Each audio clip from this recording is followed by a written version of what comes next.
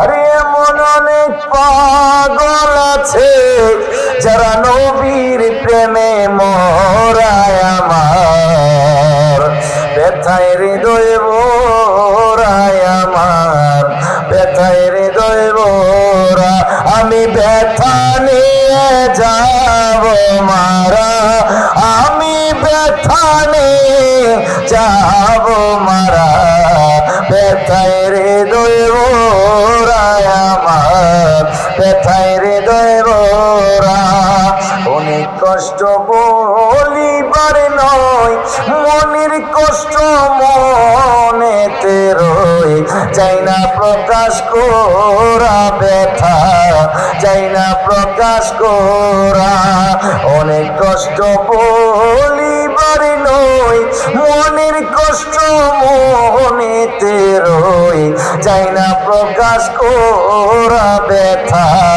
যাই না প্রকাশ করা আরে আমার সালাম পৌঁছাই দিও তোমরা আমার সালাম পৌঁছাই দিও তোমরা রোজাই যাবে যারা আমার ব্যথায় হৃদয় ভরায় আমার ব্যথায় হৃদয় ভরা আমি ব্যথা নিয়ে যাব মারা আমি ব্যথা নিয়ে যাব মারা ব্যথায় হৃদয় ভরায় আমার ব্যথায় হৃদয় ভরা সুবহানাল্লাহ বলেন আল্লাহ আমাদেরকে জীবনে একটাবার হলো নবীর রওজা মুবারকে যাওয়ার তৌফিক দান করুন ওই গ্রাম্য মানুষটা যখন মদিনাতুল মুনাওয়ারায় আসলেন আয়েশা দেখলেন নবী 3 দিন আগে আড়াল হয়েছেন ইন্তিকাল শরীফ হয়েছে ডিস্টেন্স উপরে মাটি ওই মাটি মুবারক গুলো ভালো করে সুন্দর করে গোছায়া দিয়ে যায় নাই সাহাবীরা শোকার্ত হয়ে দৌড়ায়া চলে গেল ওই সাহাবীরা আমার নবীকে না দেখলে বাঁচত না যে নবীকে একবার দেখলে জাহান্নামের আগুন হারাম হয়ে যায় যে নবীর চেহারা মুবারক দেখলে ক্ষুধা নিবারণ হয়ে যায় ওই মায়ার নবীর নূরানি চেহারা মুবারক সাহাবীরা দেখতেছে না 3 দিন আগে নবীজি ইন্তিকাল শরীফ হয়েছে দুনিয়া থেকে পর্দা করেছে আপনারা বলেন আমার নবী জিন্দা কিনা হায়াতুন নবী কিনা আলহামদুলিল্লাহ আলহামদুলিল্লাহি রাব্বিল আলামিন খালিকিস সামাওয়াতি ওয়াল আরদিন الصلاة والسلام على من كان نبيا وآدم بين الماء والتين أجمل الأجمالين أكمل الأكمالين سيدنا محمد صلى الله عليه وآله وأصحابه وأزواجه وذريته وأهل بيته وعلماء أهل سنته والجماعته أجمعين আমার সাথে সাথে মোহব্বতে পড়ো না আউযু বিল্লাহি মিনাশ শাইতানির রাজীম বিসমিল্লাহির রহমানির রহিম ওয়ালাউ আন্নাহুম ইযলামু أنفسهم جاءوك فاستغفروا الله واستغفر لهم الرسول لوجدوا الله توابا رحيما সাদাকাল্লাহুল আলিয়্যুল আযীম ওয়া সাদাকা রাসূলুহুন নাবিয়্যুল হাবিবুল কারীম ফি শান হাবিবিহি ওয়া মাহবুবিহি ওয়া মাশুকিহি মুখবিরা ওয়া আমিরা ইন্নাল্লাহা ওয়া মালাইকাতাহু ইয়াসাল্লুনা আলান নবী ইয়া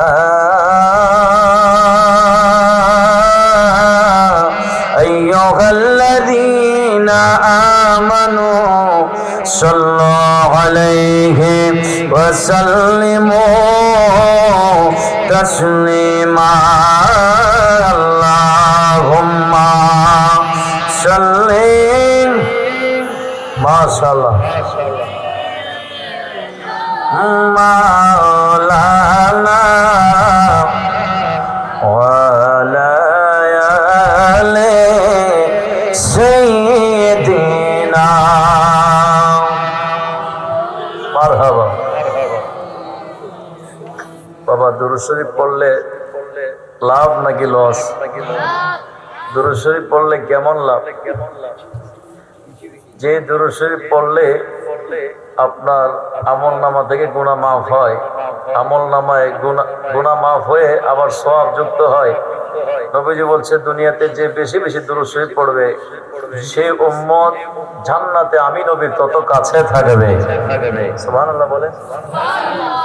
এই দুরূদ শরীফ পড়লে এমন লাভ।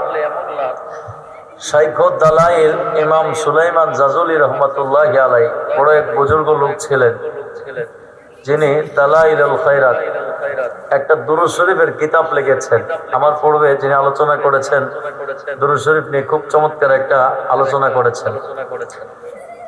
তো দালাইলুল খায়রাত যিনি লিখেছেন শাইখুদ দালাইল ইমাম সুলাইমান জাজুলি রহমাতুল্লাহি আলাইহি এক বুজুর্গ লোক ছিলেন। তিনি একদিন রওনা হলেন রাস্তার মাঝখান দিয়ে। তখন তো আর আপনাদের এই ব্রাহ্মণবাড়িয়া, চিলিকোট, এই সাদেকপুর আশেপাশে এত সুন্দর রাস্তা ছিল না। তখন ছিল জঙ্গল দিয়ে পাহাড়ি অঞ্চল পাড়ি দিতে হতো।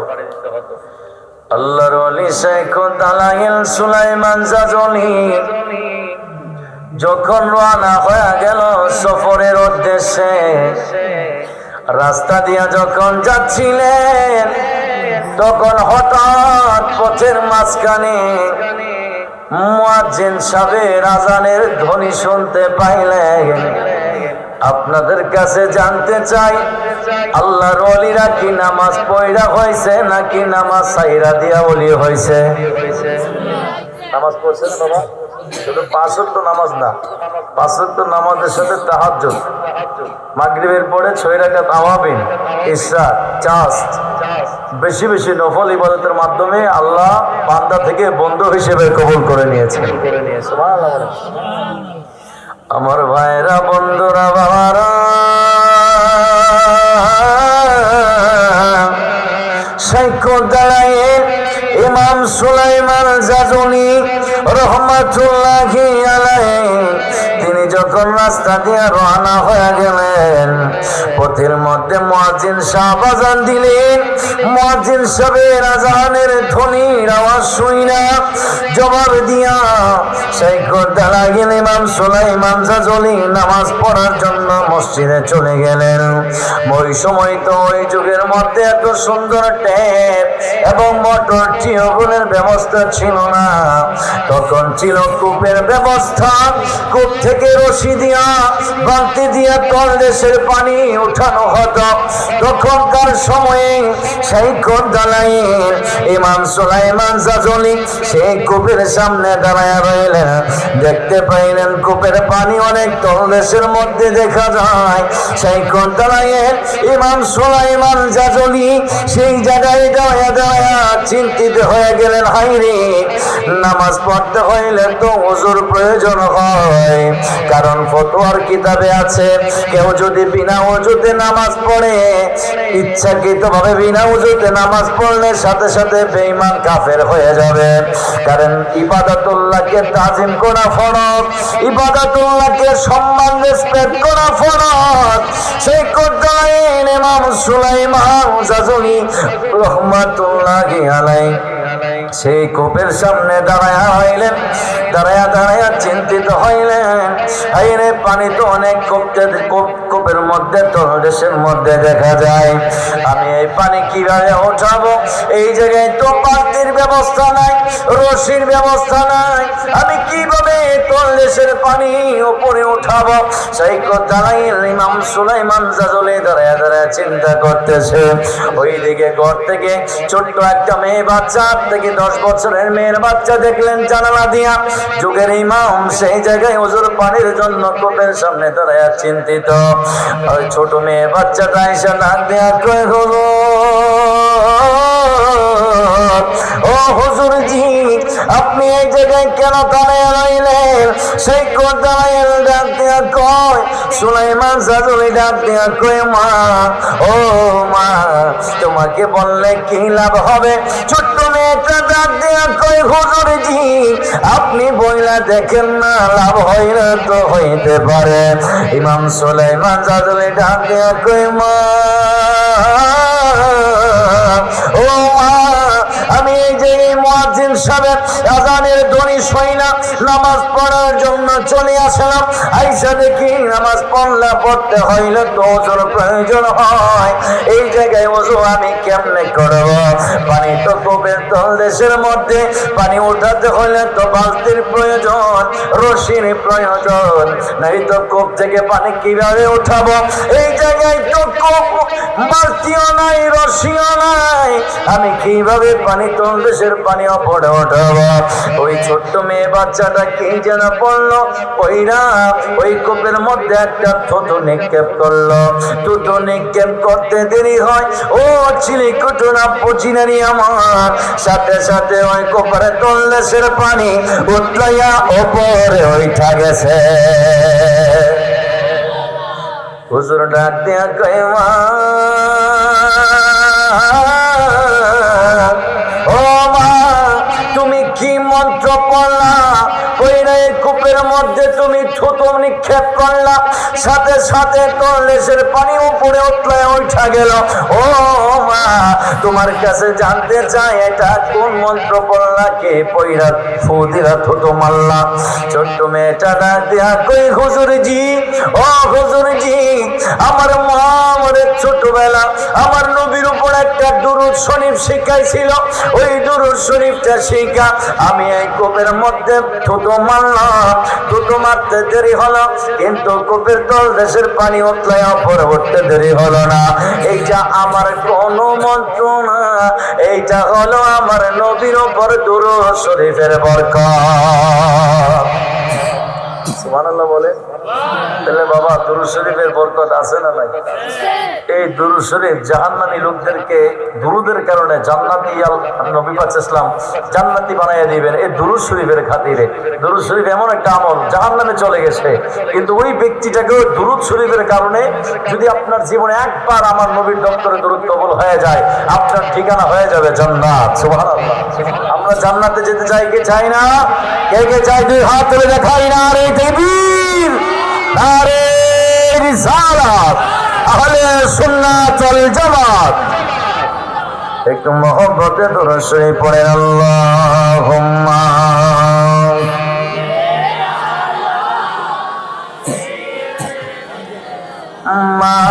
মাওলানা ওয়ালা আলে মাওলানা।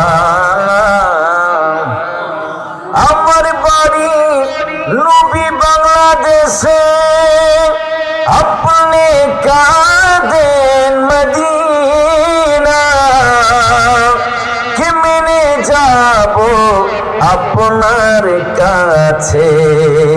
স্বপ্নে এসে বলেন না, আল্লাহুম্মা সাল্লি, মাশাআল্লাহ, মারহাবা, মুহাম্মদ বলে মুহাম্মদ ওয়া আলা আলিহি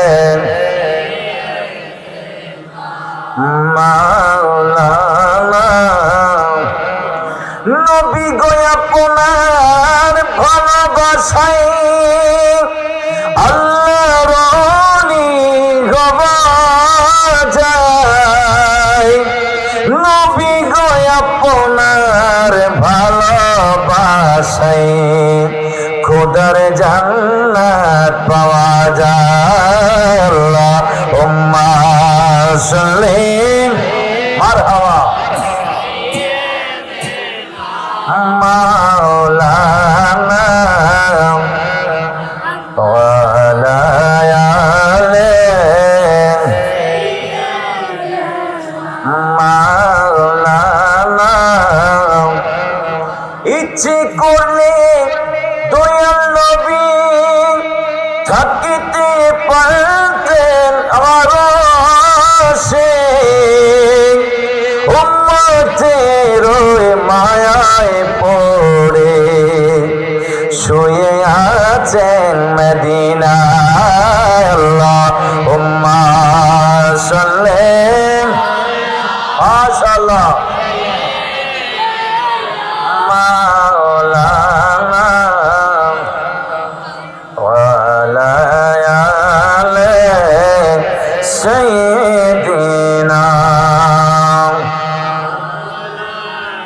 মুহাম্মদ লা ইলাহা মাশাআল্লাহ লা ইলাহা মারহাবা লা ইলাহা এক সাথে লা ইলাহা ভালো লাগে লা ইলাহা। লাই আমরা যাব সোনার মদিনা, আমরা মদিনা রাস্তা চিনে না। আমার মুর্শিদ জানে ঠিকানা, বাজার মুর্শিদ জানে আমরা যাব সোনার মদিনা। লা ইলাহা মাশাআল্লাহ লা ইলাহা লা ইলাহা ইল্লাল্লাহ লা ইলাহা ইল্লাল্লাহ ইল্লাল্লাহ লা ইলাহা লা ইলাহা ইল্লাল্লাহ মুহাম্মাদুর রাসূলুল্লাহ সাল্লাল্লাহু আলাইহি ওয়াসাল্লাম। একটু মহব্বতে আল্লাহ তাআলার ইসমিতে জিকির করেন আল্লাহ আল্লাহ আল্লাহ আল্লাহ আল্লাহ আল্লাহ আল্লাহ আল্লাহ আল্লাহ আল্লাহ আল্লাহ আল্লাহ আল্লাহ আল্লাহ আল্লাহ আল্লাহ।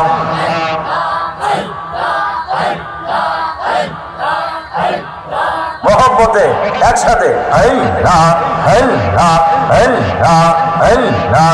নবী নবী বলে আমার ঘুম আসে না নয়নে, নবী নবী বলে আমার ঘুম আসে না নয়নে। আমাকে বলি ভগ নবীজিকে মোহনে, আমাকে বলি ভগ নবীজিকে মোহনে। মারহাবা আল্লাহ আল্লাহ আল্লাহ। নবী নবী বলে আমার ঘুম আসে না নয়নে, নবী নবী বলে আমার ঘুম আসে না নয়নে।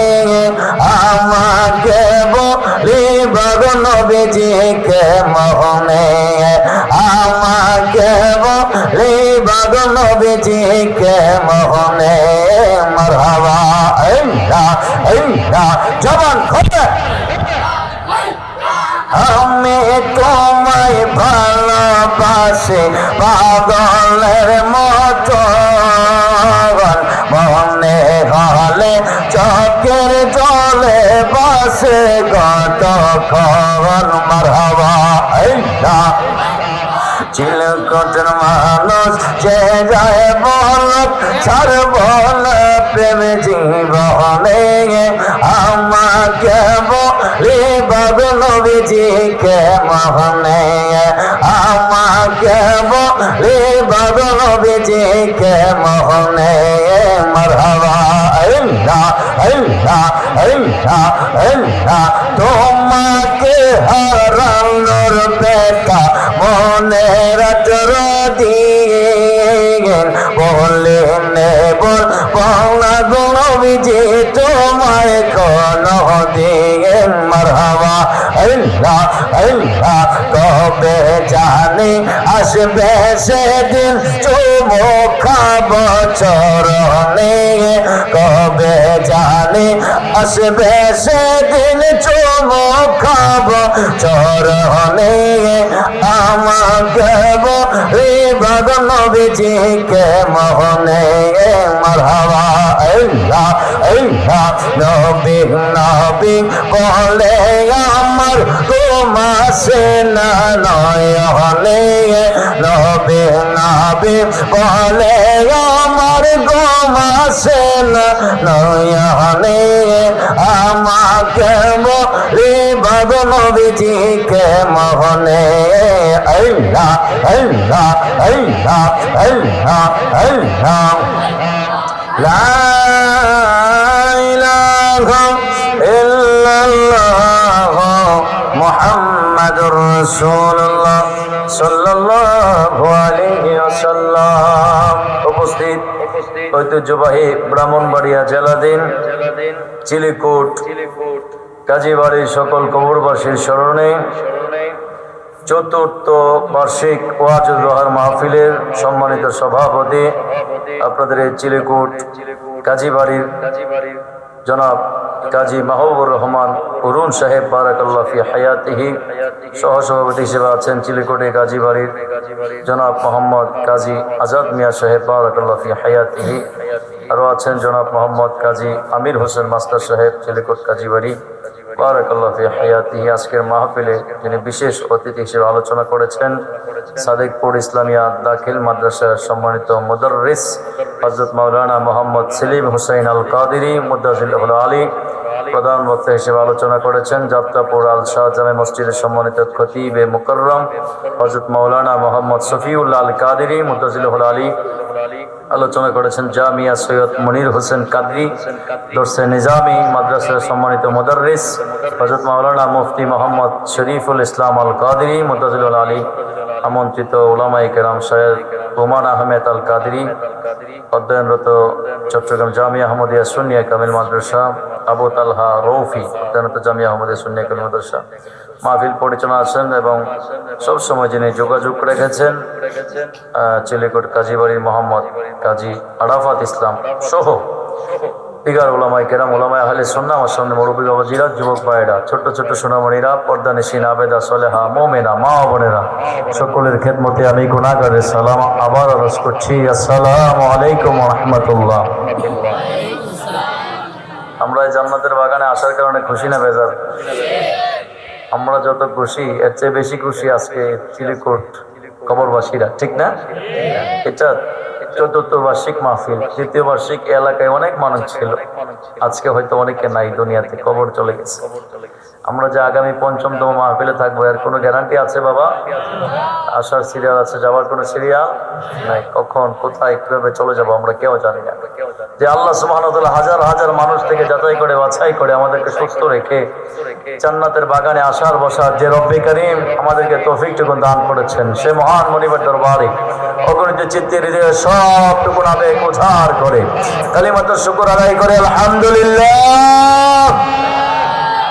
সাথে সাথে লক্ষ্য করি দুরূদ সালাম ওই নবীজির কদম মোবারকে, যিনি সৃষ্টির আদি, সৃষ্টির মূল, সৃষ্টির কল্যাণ কারক, যে নবীকে আল্লাহ সৃষ্টি না করলে কোনো কিছুই সৃষ্টি করতেন না।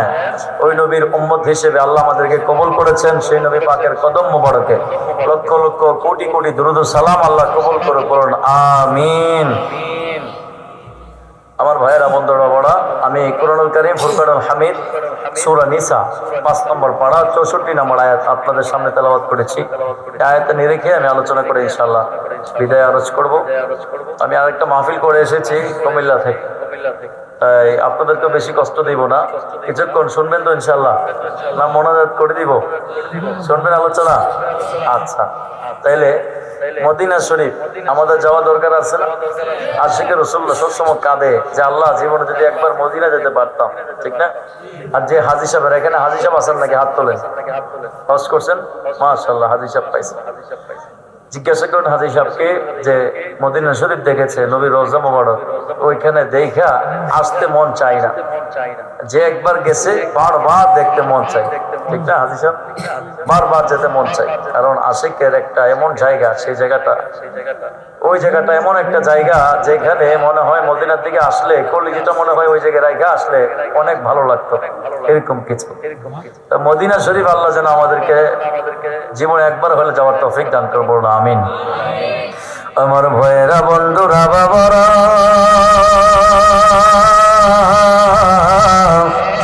আমার আল্লাহ সুবহানাহু ওয়া তাআলা কুরআনুল কারীম ফুরকানুল হামিদ 5 নম্বর পারা সূরা নিসা 64 নম্বর আয়াতে কারিমায় আমার আল্লাহ সুবহানাহু ওয়া তাআলা ইরশাদ করছেন, বিসমিল্লাহির রাহমানির রহিম।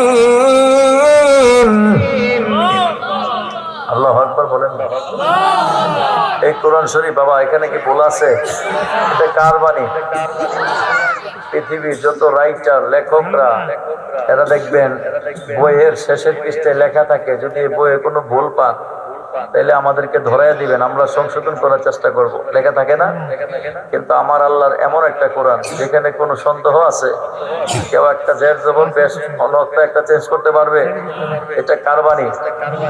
আল্লাহর বাণী, লাউহে মাহফুজ থেকে সংকলিত, সংরক্ষিত আমার নবীজি সাল্লাল্লাহু আলাইহি ওয়াসাল্লামের উপর নাযিল হয়েছে, ঠিক না? আল্লাহ শুরুতেই বলছেন, যালিকা কিতাবু লা রাইবা ফীহি হুদাল লিল মুত্তাকিন।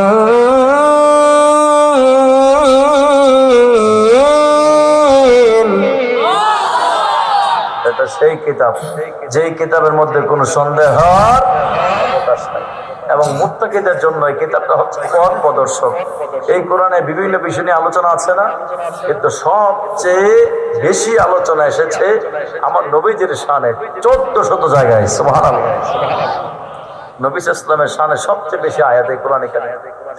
আমার ভাইয়েরা বন্ধুরা বাবারা, আমার আল্লাহ সুবহানাহু ওয়া তাআলা সূরা নিসা 64 নম্বর আয়াতে কারিমায় আমার আল্লাহ ইরশাদ করছেন, ওয়ালাউ আন্নাহুম ইযলামু আনফুসাহুম জাআউকা ফাস্তাগফিরুল্লাহ ওয়াস্তাগফার লাহুমুর রাসূল লাওয়াজাদুল্লাহা তাওয়াবার রাহিমা। চিৎকার মেরে বলুন আল্লাহু আকবার। আমার আল্লাহ ডাক দিয়ে কয়, হাবিব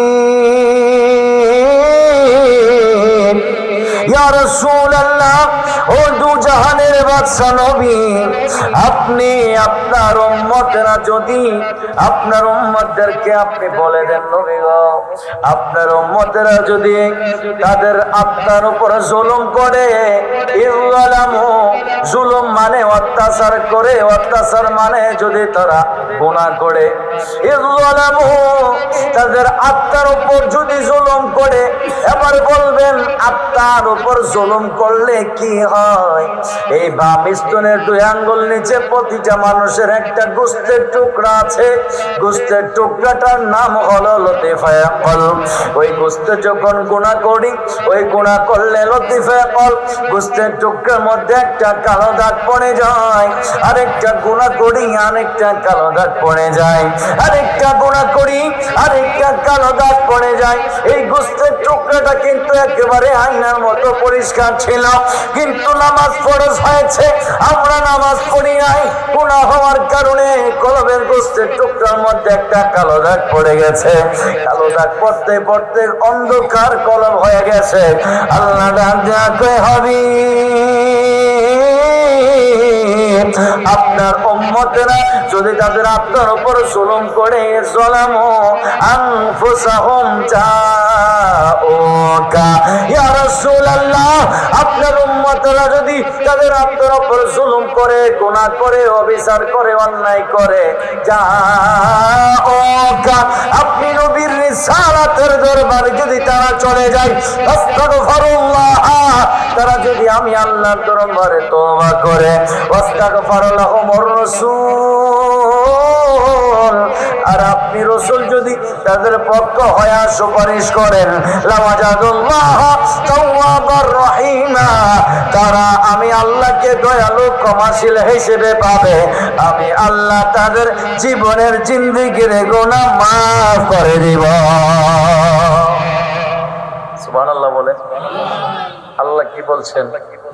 আল্লাহ বলছেন, ইয়া রাসূলুল্লাহ, তারা যদি নিজের আত্মার উপর জুলুম করে, নিজের আত্মার উপর যদি তারা জুলুম করে, আর জুলুম কইরা যদি আপনি নবীর দরবারে যায়, যা ওকা আপনি নবীর রিসালাতের দরবার যদি তারা যায়, আস্তাগফিরুল্লাহ, আমি আল্লাহর দরবার যদি তওবা করার মতো তওবা করে, ওয়াস্তাগফার লাহুমুর রাসূল, আপনি নবী যদি তাদের পক্ষ হয়ে সুপারিশ করেন। আগে জানতে চাই, আমরা নবীর সুপারিশ চাই কি চাই না? কে কে চাই? দুই হাত তুলে দেখাই। নারে তাকবীর, নারে রিসালাত, আহলে সুন্নাত ওয়াল জামাত। নবীর সুপারিশ চাই। আল্লাহ বলছেন, যদি আপনি নবী তাদের পক্ষ হয়ে সুপারিশ করেন, লাওয়াজাদুল্লাহ তাওয়াবার রহিমা, তারা আমি আল্লাহকে ক্ষমাশীল দয়ালু হিসেবে হবে, তাদের জীবনের গুনাহ আমি আল্লাহ ক্ষমা করে দিব। এখন এই আয়াতে কি নবীর দরবারে যাওয়ার জন্য বলছে নাকি না যাওয়ার জন্য বলছে? এখন যারা মক্কায় যায়, মদিনা যায় না, বলে যে মদিনা কোনো হজের অংশ না, তারা কি আয়াত মানলো না অস্বীকার করলো? অস্বীকার করলো না? অনেক অনেক নাফরমান, অনেক কপাল পোড়া মক্কায় যায় কিন্তু মদিনায় যায় না। ছোট ছোট চটি বই বিক্রি করে সেখানে, যে তোমরা মক্কায় আসছো, মক্কায় হজ করে বাড়িতে চলে যাও, মদিনা যাওয়া দরকার নাই। নাউজুবিল্লাহ বলবেন না? নবীজি বলছে যে মক্কায় আসলো আমি নবীর, মদিনা আসলো না, সে আমি নবীর উপর জুলুম করলো। বাবা, নবীর উপর জুলুম কইরা জালিম হইয়া কেউ জান্নাতে যেতে পারবে? পারবে। নবীজি বলছে, মান যারা কবরি ওয়াজাবাত লাহু শাফাআতি, যে উম্মত আমি নবীর রওজা মুবারক জিয়ারত করলো, তার জন্য সুপারিশ করা আমি নবীর উপর ওয়াজিব হয়ে গেল। সুবহানাল্লাহ বলে। নবীজির রওজা মুবারকের উপর লেখা আছে, শাফাআতি লিআহলিল কাবাইর মিন উম্মতি, আমার উম্মত কবিরা গুনাহ করেছে, বড় বড় গুনাহ করেছে, আল্লাহর কাছে তওবা করছে, আল্লাহ মাফ করে নাই, কিন্তু আমি নবীর বিন্দু পরিমাণ ভালোবাসা অন্তরে তার ছিল। ঈদ মিলাদুন নবীর মাহফিল করেছে, আমি নবীকে দুরুদ সালাম পড়েছে, আমি নবীকে ভালোবাসছে। যদি আমি নবীর নাম শুনেছে, নবী কি দেখি নাই? নাম শুনেও তারা আমি নবীর জন্য দেওয়ানা হয়েছিল, পাগল হয়ে গেছে, প্রেমিক হয়েছে। যে সমস্ত প্রেমিকের অন্তরে আমি নবীর বিন্দু পরিমাণ ভালোবাসা ছিল, সে আল্লাহর দরবারে তওবা করেছে, কিন্তু আল্লাহ তওবা কবুল করে নাই। শাফাআতি লিআহলিল কাবাইর মিন উম্মতি, সেই উম্মতকে কবিরা গুনাহ করছে, ওই সমস্ত উম্মতকে আমি নবী তরায়া সুপারিশ করে জান্নাতে নিয়ে যাব। সুবহানাল্লাহ বলবেন না? তাহলে বাবা, এই যে আমি আয়াতটা পড়লাম, অর্থটা বললাম, সরল অনুবাদ, এটা শানে নজুল। এই আয়াতটা কেন নাজিল হইল আমাদের জানা দরকার আছে না? এই আয়াতের শানে নজুল বলবো তো ইনশাআল্লাহ। এই আয়াতের শানে নজুল হলো, একজন গ্রাম্য মানুষ শুনেছে নবীর দরবার হলো গুনাহ মাফের দরবার। শুই না ওই গ্রাম্য মানুষটা রওনা হয়ে গেল, রওনা দিয়া নবীর মদিনাতুল মুনাওয়ারায় চলে আসলো। আয়েশা গ্রাম্য মানুষটা কিন্তু আগে জানতো না যে আমার নবী 3 দিন আগে আড়াল হয়েছেন, ট্রান্সফার ইন্তিকাল শরীফ হয়েছে। গ্রাম মানুষরা শুনছে আমার নবীর দরবার হলো গুনাহ মাফের দরবার। শুই না ওই গ্রাম্য মানুষরা মদিনা শরীফ চলে আসলো। আয়েশা দেখে আমার নবী 3 দিন আগে ইন্তিকাল করেছেন, ট্রান্সফার হয়েছেন। ডিস্টেন্স উপরে শুধু মাটি, ঠিক না? আমার দেশের অনেক ভাইয়েরা বলে নবী মাটির সাথে পচে গলে মিশে গেছে। নাউজুবিল্লাহ। আমার নবী কি পচে গলে মিশে গেছে না হায়াতের নবী? নবী এখনো জিন্দা আছে না নাই? আমার নবীকে যারা জিন্দা মানবে না এরা কি ইমানদার না বেঈমান? নবীর ইমানদার আহলে সুন্নাত ওয়াল জামাতের আকীদা, নবীকে হায়াতুন নবী মানতেই হবে, ঠিক না বাবা? হায়াতুন নবী না মানলে কেউ ইমানদার হতে পারবে না। ওই গ্রাম্য মানুষটা যখন আসছে, আয়েশা দেখে নবীজি 3 দিন আগে ইন্তিকাল করেছেন। সাহাবীরা শোক করতে করতে, কারণ নবীজিকে দেখলে ক্ষুধা নিবারণ হয়ে যেত। ইমানের সহিত নবীর একবার দেখলে জাহান্নামের আগুন হারাম হয়ে যায়, ঠিক না? তিরমিজি শরীফের হাদিস। কত জায়গায় কত সভাপতি অতিথি দেখি, কিন্তু কে বলতে পারবে ওনারা দেখলে জাহান্নামের আগুন হারাম? কিন্তু আমার নবীজি বলছে উম্মত লা তামাসসুন নারু মুসলিমান রাআনি, যে উম্মত আমি নবীর একবার দেখবে তার জন্য জাহান্নামের আগুন হারাম হয়ে যাবে। সুবহানাল্লাহ বলেন। ওই নবীকে আমরা দেখতে চাই কে চাই না? আর জোরে উচ্চ আওয়াজে বলুন চাই কে চাই না? আরে এমন অনেক পাগল আছে যারা নবীর প্রেমে মরায় আমার ব্যথায় হৃদয় ভরায় আমার ব্যথায় হৃদয় ভরা। আমি ব্যথা নিয়ে যাব মারা, আমি ব্যথা নিয়ে যাব মারা ব্যথায় হৃদয় ভরায় আমার ব্যথায় হৃদয় ভরা। অনেক কষ্ট বলিবার নয়, মনের কষ্ট মনেতে রই, যাই না প্রকাশ করা ব্যথা, যাই না প্রকাশ করা। অনেক কষ্ট বলিবার নয়, মনের কষ্ট মনেতে রই, যাই না প্রকাশ করা ব্যথা, যাই না প্রকাশ করা।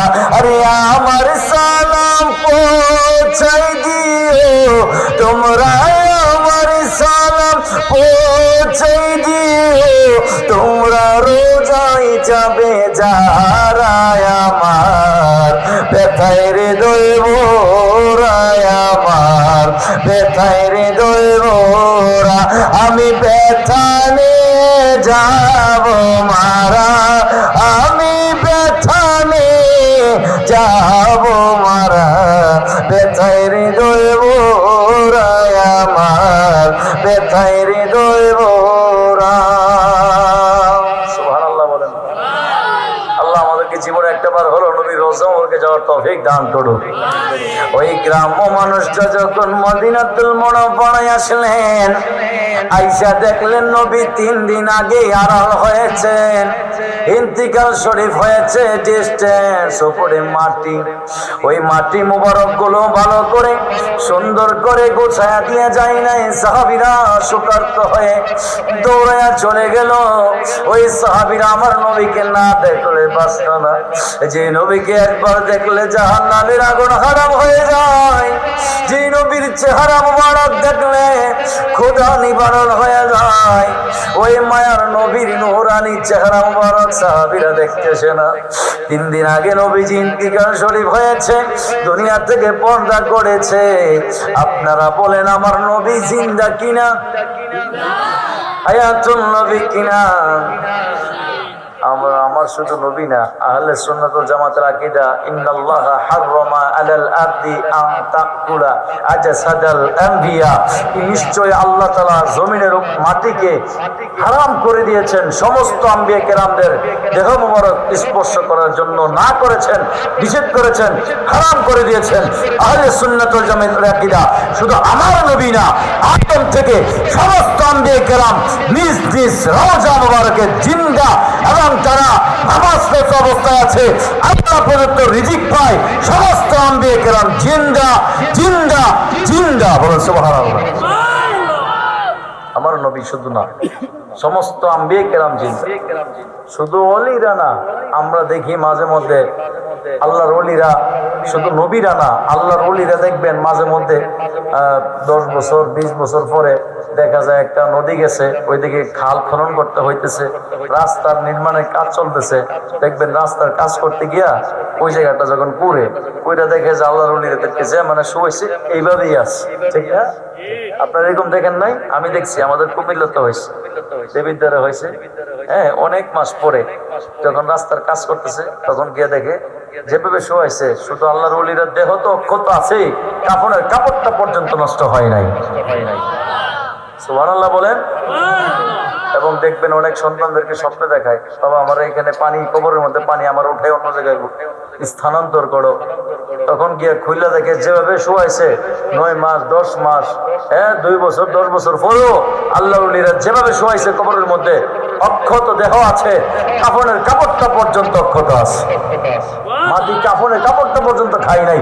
আর আল্লাহর ওলিরা যেখানে মরে না সেখানে আমার নবী মাটির সাথে পচে গলে মিশে গেছে। আকীদা পোষণ করলে কি ইমানদার না বেঈমান? বেঈমান হয়ে যাবে। এই জন্য আহলে সুন্নাত ওয়াল জামাতের আকীদা আমার নবী হায়াতুন নবী, ঠিক কিনা বলেন? আমার ভাইয়েরা, বন্ধুরা, বাবারা, ওই গ্রাম্য মানুষরা নবীর রওজা মুবারকে যখন আসলাম, নবীর রওজা মুবারক দেখা গ্রাম্য মানুষরা ভাবলো, হাইরি যেখানে পাওয়া যায় ক্ষমার আশ্বাস, যেখানে পাওয়া যায় মুক্তি, যে দরবার হলো গুনাহ মাফের দরবার, এই জায়গায় আমি আসছিলাম নবীর সুপারিশ যদি আমারে করে, আল্লাহ দরবারে আমি তওবা করতে আসছিলাম, নবী যদি আমার পক্ষ হয়ে সুপারিশ করে আমার আল্লাহকে আমি ক্ষমাশীল দয়ালু হিসেবে পাবো, আমার আল্লাহ আমার জীবনের গুনাহগুলো মাফ করে দিবে। কিন্তু নবী তো 3 দিন আগে আরল হয়েছে, ইন্তিকাল শরীফ হয়েছে, ডিস্টেন্স উপরে মাটি আছে, কারণ আমার নূর নবী দু জাহানের বাদশা নবী রহমাতুল লিল আলামিন, দুনিয়াবাসীর জন্য যেমন রহমত, কবরবাসীর জন্য তেমন রহমত। দুনিয়াবাসীর জন্য যেমন রহমত, কবরবাসীর জন্য তেমন। নবী যদি পয়সা পেলে মরেই যায়, তাহলে আমরা কিভাবে বাইসে আইছি? কারণ আল্লাহ তো রব্বুল আলামিন, যত সৃষ্টি আছে সব কিছুর জন্য আমার আল্লাহ রব, আমার আল্লাহ স্রষ্টা, আমার আল্লাহ প্রভু। বলুন সেজদা পাওয়ার মালিককে, হায়াতের মালিককে, রিজিকের মালিককে, ইজ্জতের মালিককে। শুধু এই কপাল ঝুঁকবে শুধু আল্লাহর জন্য মসজিদে, ঠিক কিনা? আহলে সুন্নাত ওয়াল জামাতের আকীদা মাজারে সেজদা দেওয়া হারাম, ঠিক কিনা? শুধু এই সেজদা কপাল ঝুঁকবে মসজিদে শুধু আল্লাহর জন্য, অদ্বিতীয় কোনো ব্যক্তির জন্য এই কপাল ঝুঁকবে, মাজার হবে জিয়ারত, ঠিক না? মাজার হবে জিয়ারত। সেই জিয়ারতের স্থানে আল্লাহর মাকবুল বান্দার উসিলা দিয়ে আমরা চাই আল্লাহ ওই উনার বন্ধুর উসিলা দোয়া কবুল করে নাই। সে আমাদের বিষয় আছে না, ভিতর উসিলায়, কিন্তু দেওয়ার মালিককে। কিন্তু আল্লাহর ওলিদের দরবার আমরা যাই গুনাহ মাফের উদ্দেশ্যেই যাই, ঠিক না? তাইলে আমার নূর নবী রহমাতুল্লাহ আলামিন দরবারে যখন গ্রাম্য মানুষটা গেছে, যাওয়ার পরে গ্রাম্য মানুষটা এখানে একটা কবিতা লেখছে, কবিতাটা লেখা চলে যাচ্ছে, দেখা আমি এখানে আসছিলাম ক্ষমা পাওয়ার জন্য, যেখানে দরবার হলো গুনাহ মাফের দরবার, নবীর কাছে আসছিলাম নবীর হাতে তওবা করব, আল্লাহর কাছে খালেস নিয়তে মাফ চাইবো, আর নবী যদি আমার পক্ষ হয়ে সুপারিশ করে তাহলে আল্লাহ আমাকে ক্ষমা করে দিবে। এই কথাটা ভাইবা লেখা, একটা কবিতা লেখা উনি চলে যাচ্ছে। রোজা মুবারক থেকে ডাক আসলো গ্রাম্য মানুষ, ও গ্রাম্য মানুষ, তুমি আমার অন্যান্য নবী রাসূলদের মতো মনে করো না, অন্যান্য মানুষদের মতো আমি নবীকে মনে করো না। আমি নবী তোমার পক্ষ হয়ে আল্লাহর দরবারে সুপারিশ করেছি, আমার আল্লাহ তোমার তওবা কবুল করে নিছেন। সুবহানাল্লাহ বলেন। তাইলে দেখেন আমার নবীর দরবার হইল গুনাহ মাফের দরবার, ঠিক না বাবা? নবীর দরবার কি? গুনাহ মাফের দরবার। এই জন্য আমার নবী যে একজন সাহাবী ছিল, নাম হচ্ছে হযরতে আবু লুবাবা রাদিয়াল্লাহু তাআলা আনহু, সহজ সরল সাহাবী। আপনাদের এই চিলুকোট এলাকায় কি সহজ সরল মানুষ নাই? আসেনি? সহজ সরল মানুষ ছিল আবু লুবাবা রাদিয়াল্লাহু তাআলা আনহু। ইনি যখন কাফেররা বলল, হে আবু লুবাবা, বলো মুহাম্মদ সাল্লাল্লাহু আলাইহি ওয়াসাল্লামের শক্তি কেমন, ইসলামের শক্তি কেমন? তখন বলার পরে হযরত আবু লুবাবা তিনি বলছে যে এবার যদি তোমরা ভাই একবারে শেষ করে রাখো। তখন নিজের এটা বইলে অপরাধী মনে করছে যে হাইরে আমি তো ইসলামের গোপন খবরটা ফাঁস করে দিলাম, গোপন খবরটা ফাঁস করে দিলাম, আমি তো ইসলামের গোপন খবরটা ফাঁস করে দিলাম, মনে হয় এটা আমার অপরাধ হয়ে গেছে। তখন তিনি হযরত আবু লুবাবা সহজ সরল মানুষ, তিনি কি করলেন, মসজিদের নববীর মধ্যে নিজের এক খুঁটির মধ্যে বাইন্ধা লাইছে। আবার নামাজের যখন ওয়াক্ত হয়, নামাজের সময় হইলে বাঁধটা খুইলা আবার মসজিদে নববীতে যায় নামাজ পড়তে। আমাদের মসজিদের যে দোয়া, এই দোয়াগুলো আমাদের দেশে অর্ধেক কেটে লাইছে। মসজিদে নববীতে দোয়াটা যেভাবে নবীজির হাদিসে মোবারকে যেভাবে, এভাবে কিন্তু আমাদের দেশে নাই। খুব কম সংখ্যক মসজিদে এই দোয়াটা আছে। এদিকে আখাউড়া রেলওয়ে মসজিদ আছে, হ্যাঁ আরো বিভিন্ন জায়গায় আছে, চট্টগ্রাম শহরে দেখেছি, বিভিন্ন জায়গায় দেখছি আছে, কিন্তু খুব কম সংখ্যক মসজিদে দোয়াটা বিসমিল্লাহি ওয়াসসালাতু ওয়াসসালামু আলা রাসূলিল্লাহি আল্লাহুম্মা ইফতাহ লি আবওয়াবার রাহমাত। সুবহানাল্লাহ বলেন। কারণ প্রতিটা কাজ শুরু করব কার নামে? আরো জোরে বলেন না। বিসমিল্লাহ বইলা প্রতিটা কাজ, ভালো কাজগুলো করলে বরকত দিবেন কে? আল্লাহ। বিসমিল্লাহ বইলা শুরু করবেন, আমার নবীর উপর দরুদ সালাম পড়বেন। আপনি যে আমলটাই করেন জমিন আর আসমানের মধ্যবর্তী স্থানে ঝুলন্ত অবস্থায় থাকে, যতক্ষণ পর্যন্ত আমার নবীর উপর দরুদ শরীফ না পড়া হয় ততক্ষণ পর্যন্ত ওই দোয়া আল্লাহর দরবারে পৌঁছায় না। তাইলে নবীর উপর দরুদ সালাম পড়া দরকার আছে না নাই? তাহলে মসজিদের দোয়া বিসমিল্লাহি ওয়াসসালাতু ওয়াসসালামু আলা রাসূলিল্লাহি, সমস্ত সৃষ্টির জন্য আমার আল্লাহ হলো রব, স্রষ্টা, প্রভু, আর সব কিছুর জন্য আমার নূর নবী হলো রহমাতুল লিল। 17 নম্বর পারা সূরা আম্বিয়া 107 নম্বর আয়াত। আল্লাহ সুবহানাহু ওয়া তাআলা ইরশাদ করছেন, ওয়া মা আরসালনাকা ইল্লা রাহমাতাল লিল আলামিন।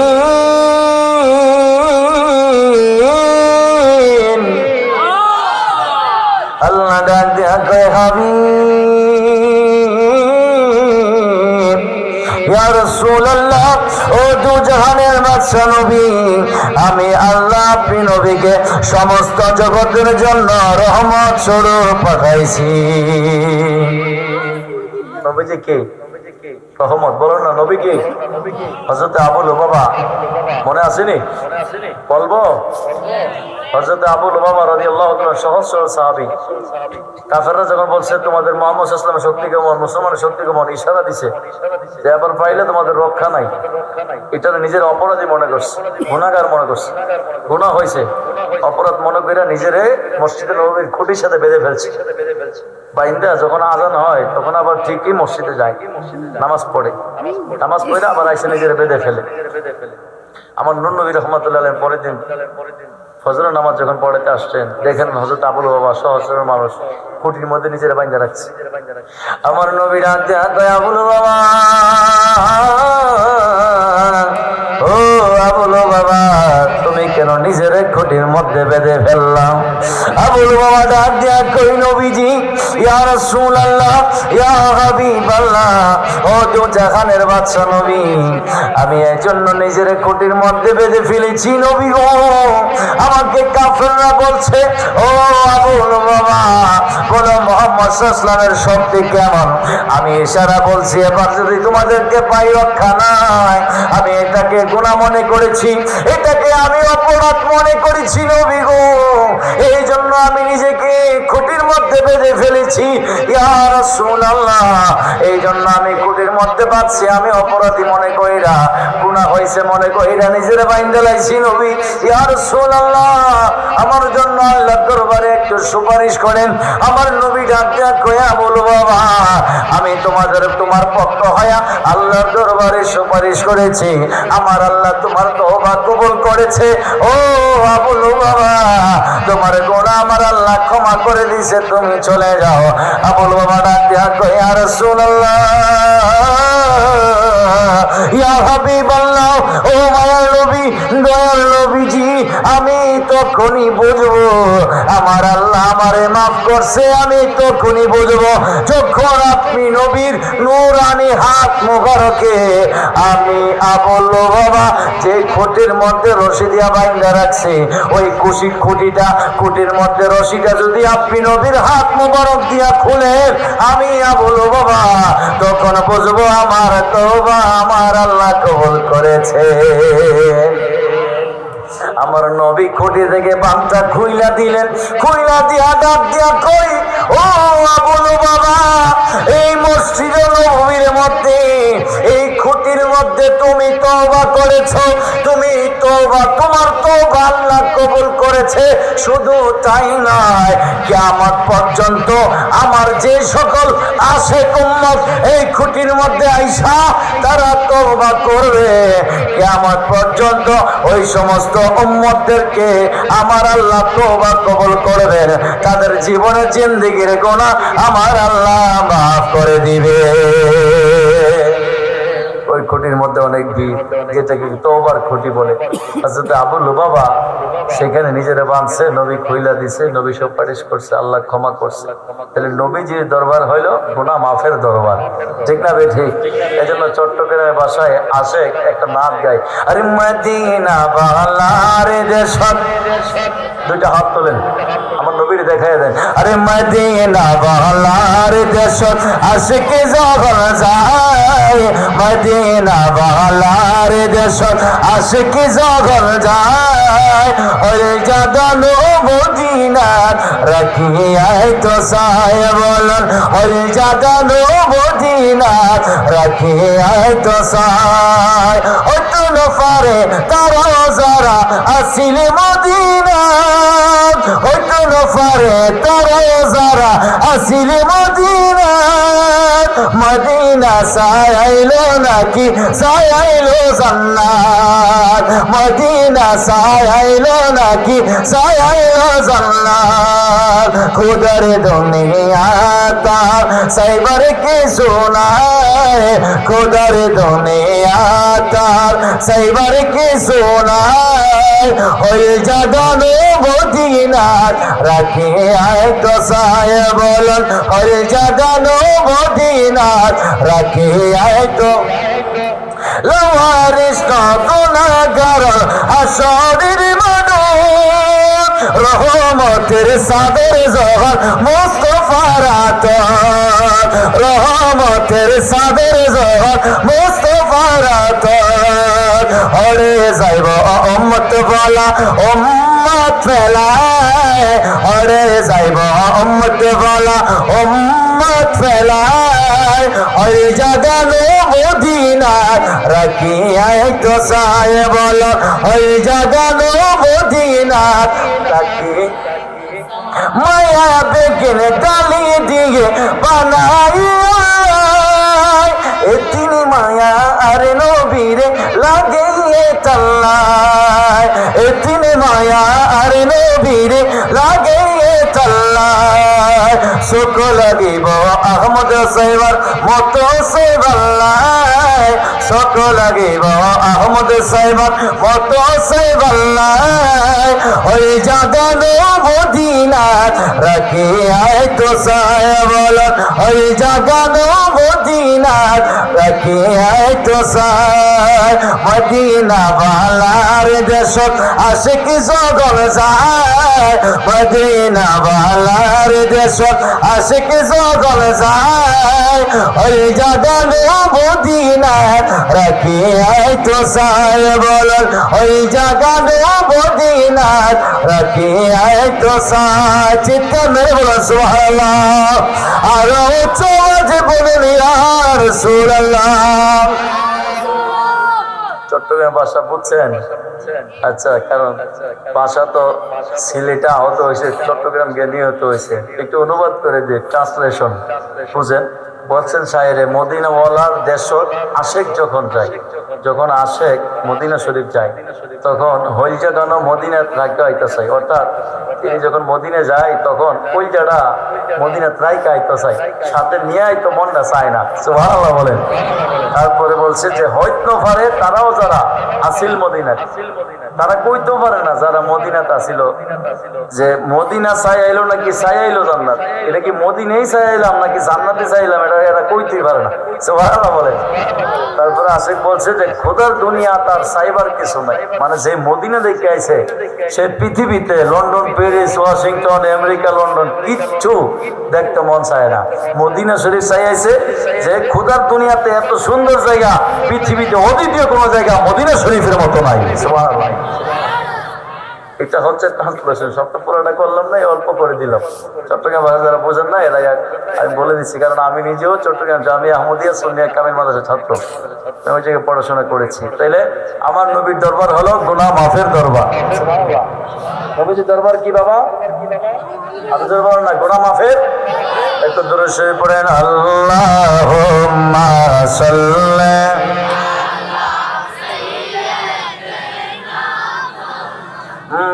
নবিয়িনা শাফিনা মাওলানা উম্মা সাল্লাম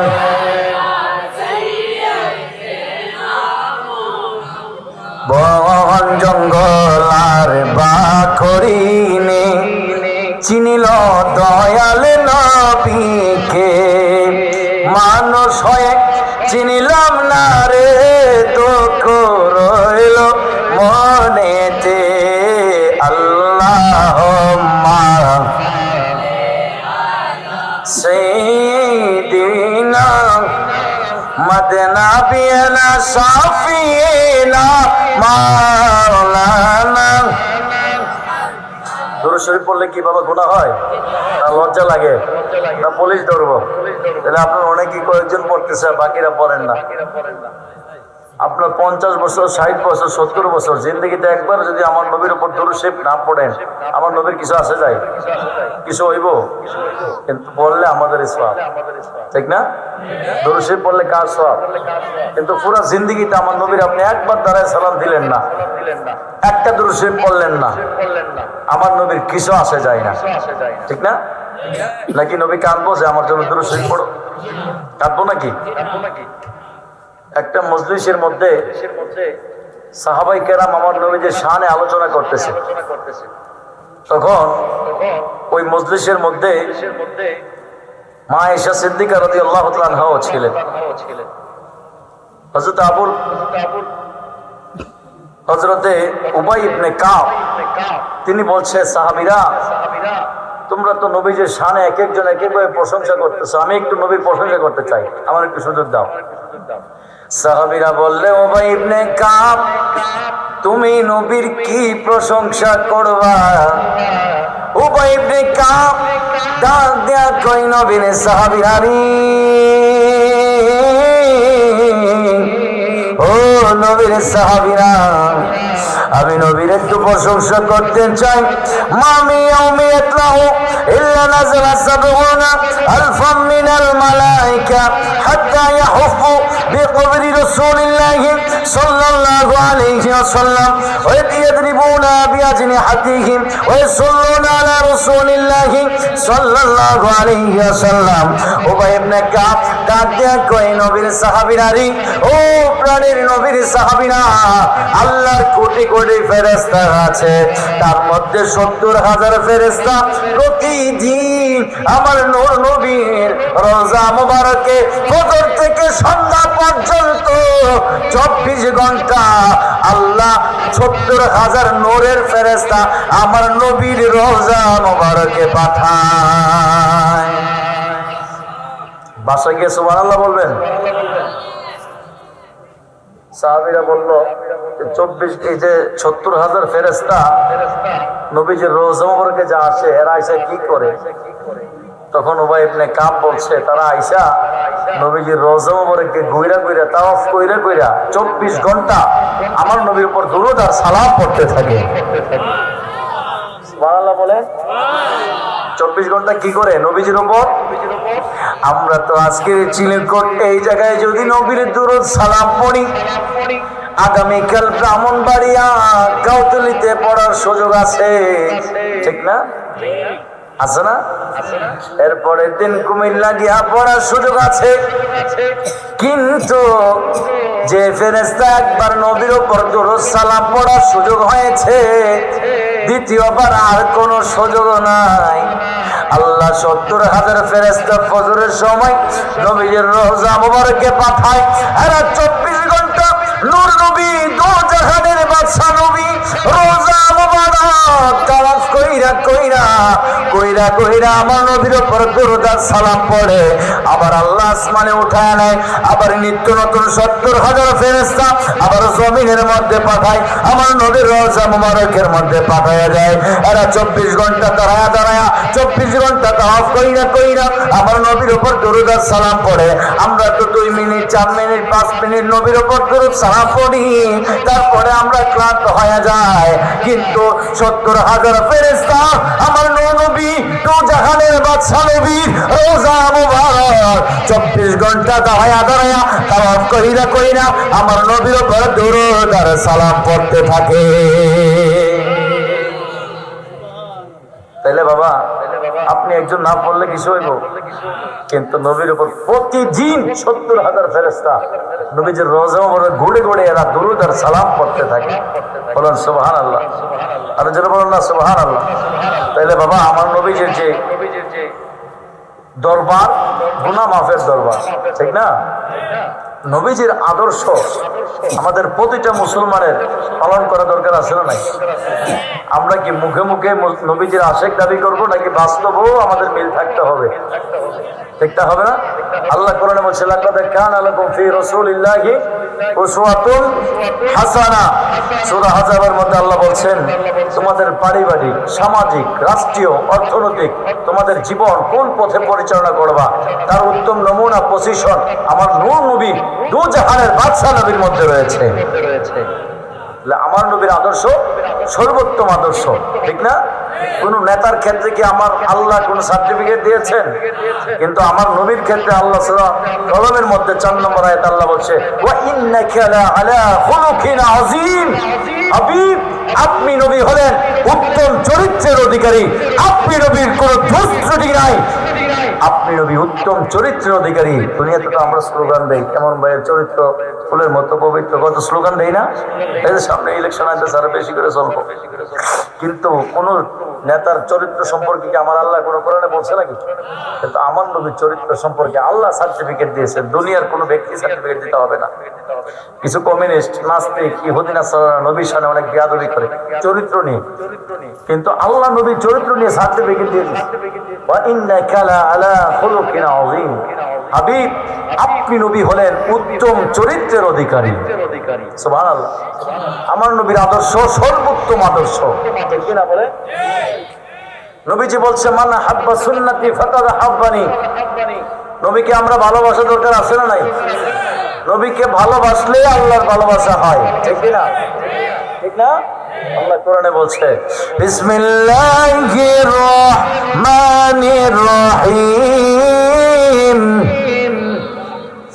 قل إن كنتم تحبون الله فاتبعوني يحببكم الله ويغفر لكم ذنوبكم والله غفور رحيم।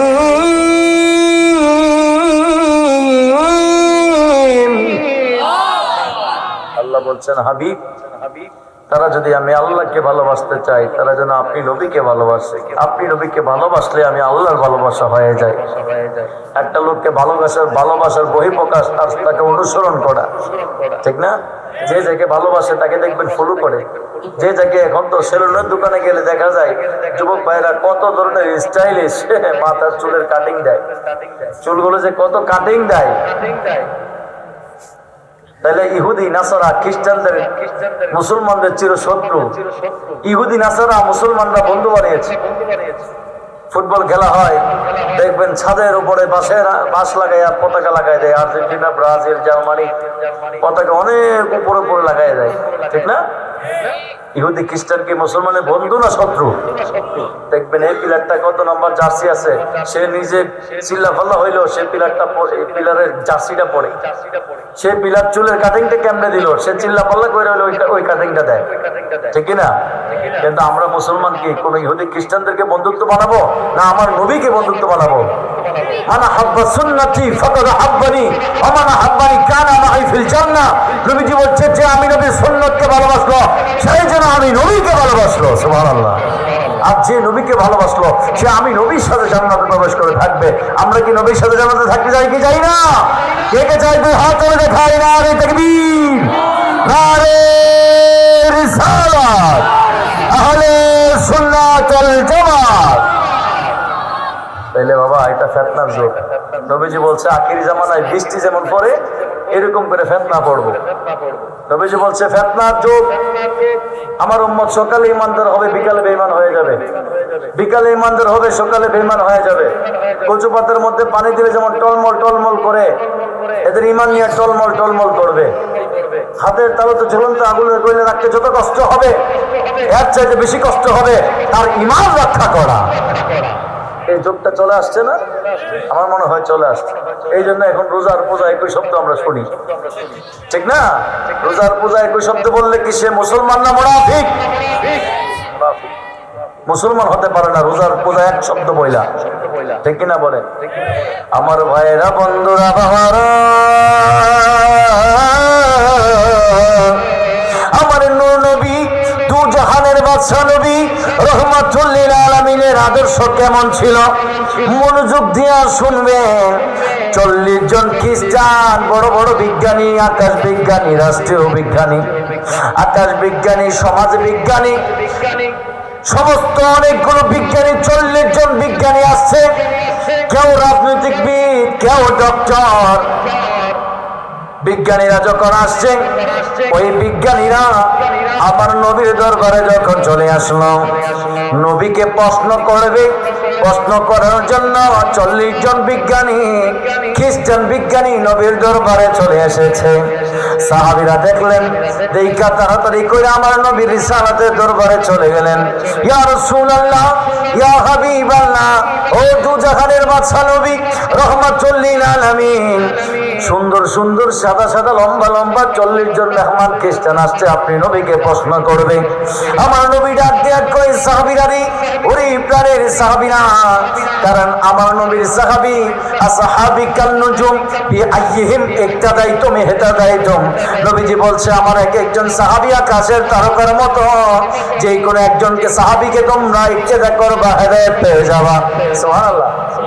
ওই সাহাবীরা, আমার নবী বলল, সাহাবীরা রে, তোমরা ওই মেহমানদেরকে বসার জায়গা করে দাও, যদিও তারা খ্রিস্টান, ইহুদি অর্থাৎ বেদুইন, মুসলমান না, তাদেরকে বসার জায়গা করে দাও। নবীর সাহাবীরা দেখা কইরা দেখা দেখলেন খেজুর গাছের ছায়া আছে, সেখানে কি বসার জায়গা দেওয়া যায় কিনা। নবীকে বলল, ইয়া রাসূলুল্লাহ, এই 40 জন খ্রিস্টান মেহমানদেরকে আমরা খেজুর গাছের ছায়ার নিচে বসতে দিই। নবীজি বলল, না, সেখানে না, তার চাইতে আরো বড় একটা জায়গা দেখো। সাহাবীরা দেখে আয়েশা বলল, ইয়া রাসূলুল্লাহ, ইয়া হাবিবাল্লাহ, ও দু জাহানের বাদশা নবী রহমাতুল লিল আলামিন, ইয়া রাসূলুল্লাহ, আমরা তাদেরকে পাহাড়ের যে গাছে একটা ছায়া পড়ে সেখানে তাদেরকে বসতে দেই। নবীজি বলল, না, তার চাইতে আরো একটা ভালো জায়গা খোঁজো। সাহাবীদের একটা আকীদা ছিল, একবার বলতো, দ্বিতীয়বার বলতো, তৃতীয়বার আর বলতো না, বলতো আল্লাহু ওয়া রাসূলুহু আলামু, এই বিষয়ে আল্লাহ আল্লাহর রাসূলই ভালো জানেন। সাহাবীরা একবার বলতো, দ্বিতীয়বার বলতো, তৃতীয়বার বলতো না, বেয়াদবি হয়ে যাবে। এই জন্য কারণ নবীর দরবারে বেয়াদবি করলে সব শেষ, ঠিক না? ইয়া আইয়ুহাল্লাযীনা আমানু লা তারফাউ আসওয়াতাকুম, হাদিস নবীজি রোজা মুবারকের উপরে সোনালী অক্ষরে আয়াতটা লেখা আছে 26 নম্বর পাড়া সূরা হুজরাত 2 নম্বর আয়াত। নবীজি সুজা রোজা মুবারকের উপর সোনালী অক্ষরে লেখা, ইয়া আইয়ুহাল্লাযীনা আমানু লা তারফাউ আসওয়াতাকুম ফাওকা সাওতিন নবিয়্যি ওয়া লা তাজহারু লাহু বিল কওলি কাজাহরি বা'দিকুম লিবা'দ আন তাহবাতু আমালুকুম ওয়া আনতুম লা তাশউরুন। আল্লাহ ডাক দিয়ে কয়, হে ঈমানদারগণ, নবীর কণ্ঠের চাইতে তোমাদের কণ্ঠ উঁচু করিও না। সাধারণ মানুষকে যে শব্দ চেনে ডাকো, আমার নবীকে সে শব্দ চেনে ডাকিও না। যদি সাধারণ মানুষের মতো আমার নবীকে তোমরা শব্দ চয়ন করো, নবীকে ডাকো, আন তাহবাতু আমালুকুম ওয়া আনতুম লা তাশউরুন। তোমরা নামাজ পড়েছো, হজ করেছো, যাকাত দিয়েছো, সমস্ত ইবাদত আমি আল্লাহ বরবাদ করে দিব, তোমরা টেরও পাইবা না। সুবহানাল্লাহ। সব বরবাদ হয়ে যাবে। নবীর দরবারে বিয়াদবি করলে সব বরবাদ। তখন সাহাবীরা বলল, ইয়া রাসূলুল্লাহ, আল্লাহু ওয়া রাসূলুহু আ'লামু। এই বিষয়ে আল্লাহ আল্লাহ রাসূল ভালো জানেন। আমার নবী ডাক দিয়া কয়, সাহাবীরা রে, ও সাহাবীরা, তোমরা আমার মসজিদে নববীর দরজা খোলা দাও। সুবহানাল্লাহ বলে। 40 জন খ্রিস্টান বিজ্ঞানী, কেউ সমাজ বিজ্ঞানী, কেউ রাষ্ট্রবিজ্ঞানী, কেউ আকাশ বিজ্ঞানী, কেউ স্বাস্থ্য বিজ্ঞানী, কেউ ডক্টর, কেউ ইঞ্জিনিয়ার, এক একজন এক এক বিষয়ে ভালো এক্সপিরিয়েন্স অভিজ্ঞতা আছে, অভিজ্ঞ ব্যক্তি। ওনারা যখন মসজিদে নববীর মধ্যে বসলেন, আমার নবী ইন্দিনিম টাইমে উপস্থিত হইলেন। ভয়া নবীজি ডাক দিয়া কই, মেহমানেরা রে, আমি শুনেছি আপনারা এসেছেন, আমি নবীকে প্রশ্ন করবেন। প্রশ্ন কি করবেন করেন। 40 জন মেহমান, খ্রিস্টান মেহমান ডাক দিয়া কই, ইয়া রাসূলুল্লাহ, ও রাহমাতুল লিল আলামিন, আমাদের অনেক প্রশ্ন করার ইচ্ছা ছিল, আপনি নবীর আদর্শ দেখা আমাদের সব প্রশ্ন করা হয়ে গেছে। ইয়া রাসূলুল্লাহ, কোন হিন্দু তাদের মন্দিরে মুসলমানদেরকে বসার জায়গা দেয় নাই, কোন খ্রিস্টান, কোন বিধর্মী তাদের পেগুগায় গির্জায় মুসলমানদেরকে বিশ্রামের জায়গা দেয় নাই।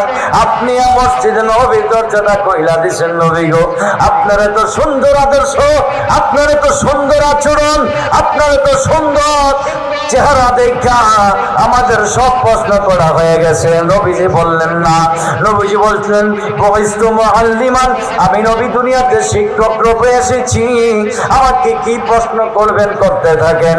স্বাস্থ্য বিজ্ঞানী ডাক দিয়া কয়, ইয়া রাসূলুল্লাহ, আমরা খাওয়ার আগেও পড়ে নুন খাই কেন?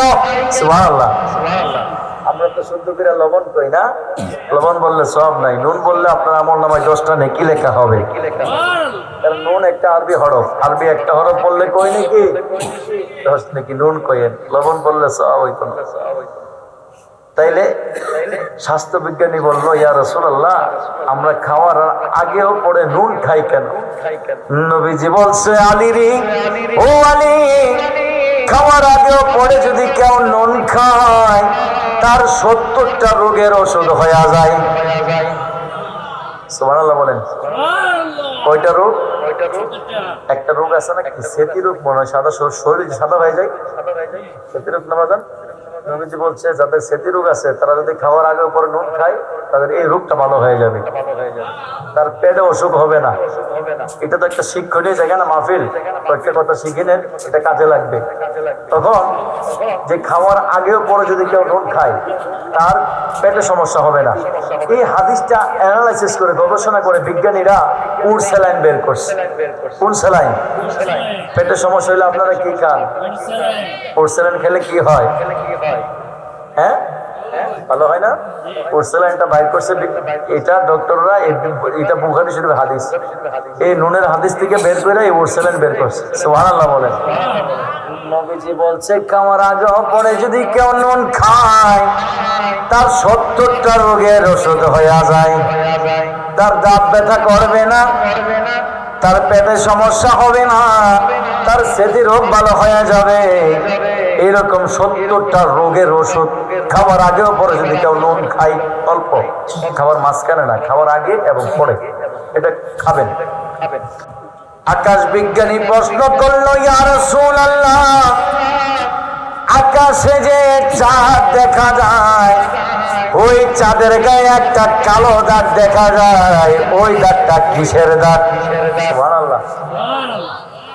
চাঁদের মধ্যে একটা কালো দাগ দেখা যায় না? হ্যাঁ, দেখবেন ওই দাদিরা নানিরা এখানে বট গাছ আছে, কেউ এনে সুতা কি যেন কয়, সুতা বাঁধে নাকি, বুড়ি আছে, বট গাছ আছে, সুতা বাঁধে, অনেক কথা কয় না, আসলে কিন্তু এরকম না। নবীজিকে আকাশ বিজ্ঞানী কয়, ইয়া রাসূলুল্লাহ, আকাশে যে চাঁদ দেখা যায়, ওই চাঁদের গায়ে যে কালো দাগ দেখা যায়, ওই দাগটা কিসের দাগ? তখন আমার নবীজি বলছে, তারপরে প্রশ্ন করো। একজন প্রশ্ন করলো, ইয়া রাসূলুল্লাহ, এই জমিনের মধ্যে এমন একটা জায়গা আছে যেখানে সূর্যের আলো একবার পড়েছে, কিয়ামত পর্যন্ত সেই জায়গায় আর সূর্যের আলো পড়বে না।